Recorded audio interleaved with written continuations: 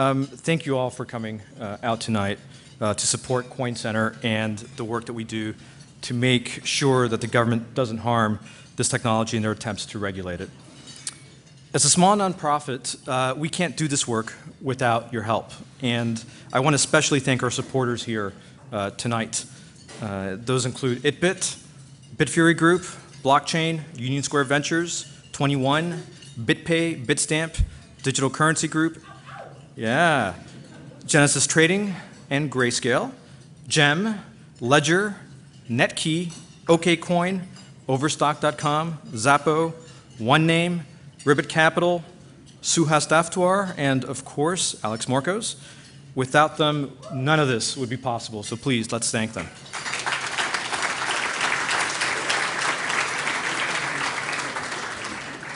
And I want to give a big special thank you to our dinner sponsors tonight, Perkins Coie, Bitfury, Steptoe & Johnson, DCG, ItBit, Shapeshift, Blockchain, Block, and Circle. Thanks for making this possible.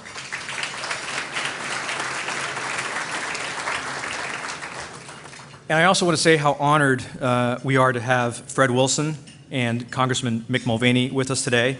They are two great champions of cryptocurrency, and I can't wait to hear their remarks later.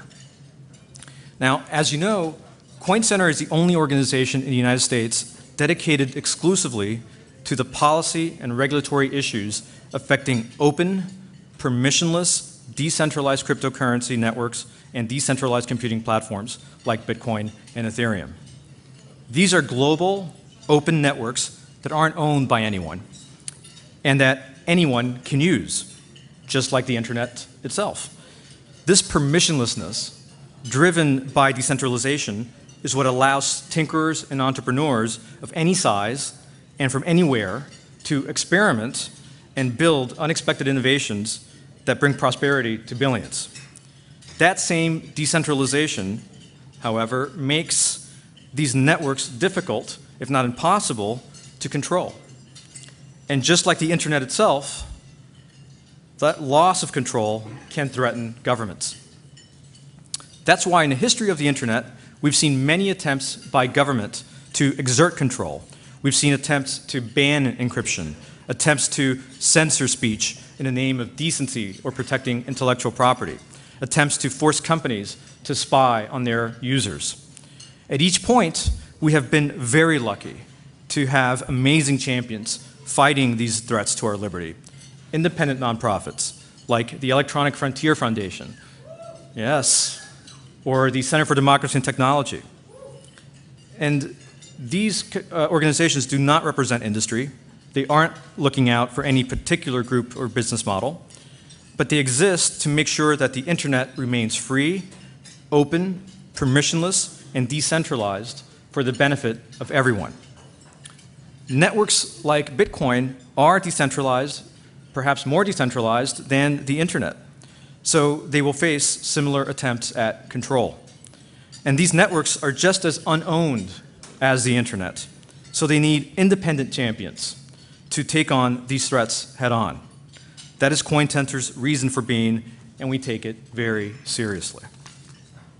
Now, like with the internet, government intervention is unavoidable. And it's certainly unavoidable when you're talking about networks that deal in financial assets. Governments have an interest in imposing consumer protection rules and financial surveillance requirements. And since they can't regulate the decentralized technology directly, they regulate the companies and users of these networks. Personally, I believe this technology is unstoppable. As the kids like to say, you can't regulate math. But regulations can seriously hamper the business and the businesses that drive the growth of this technology and these networks, the exchanges and payment processors and infrastructure providers. And I, for one, would like to see this technology succeed and reach as many people as possible as soon as possible. So we have to engage with government to do the best we can to make sure that the regulations that they enact do as little harm as possible. If there's one thing I've learned working in technology policy for over 10 years, it's that so much of what can go wrong with policy and regulation affecting technology does not stem from malice, but from ignorance. If policymakers don't understand that a multi-sig provider can't possibly lose your funds, then those providers might be regulated like banks. And if policymakers don't understand that wallet services are simply providing software, then they might try to impose anti-money laundering requirements on them. This is why a big part of what we do is simply education.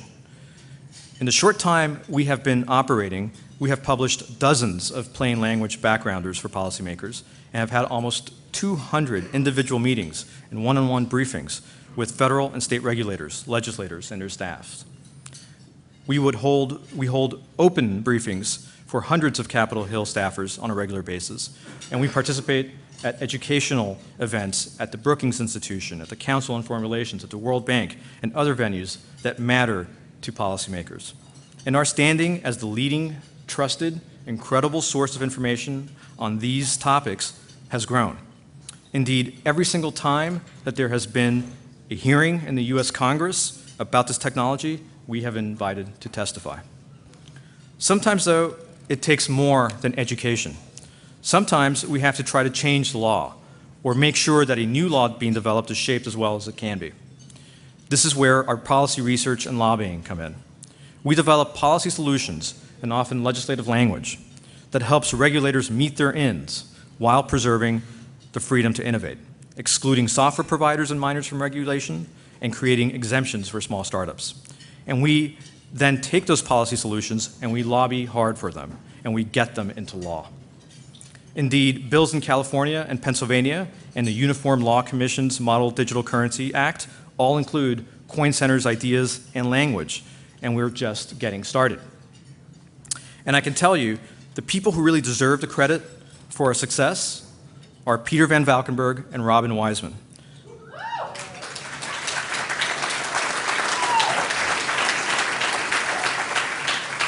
They are the brains and the heart of Coin Center, as well as Niraj Agarwal and Anthony Hodge, the brawn that gets things done. Can we give them a round of applause? Yeah.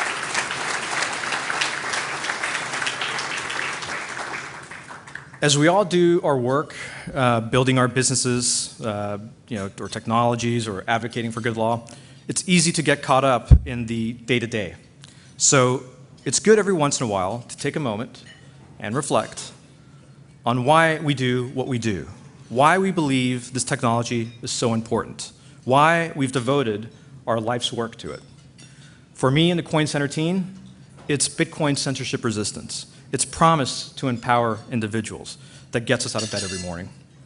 I recently met a woman from Venezuela who told me that she discovered that several people in her family are using Bitcoin. The Venezuelan bolivar is worthless, and it is worth less every day. And people in Venezuela are not only looking to save in Bitcoin, they are increasingly looking to get paid for their labor in Bitcoin. To a government like Venezuela's, this is dangerous, which is probably why they recently jailed 2 men for the simple crime of mining Bitcoin.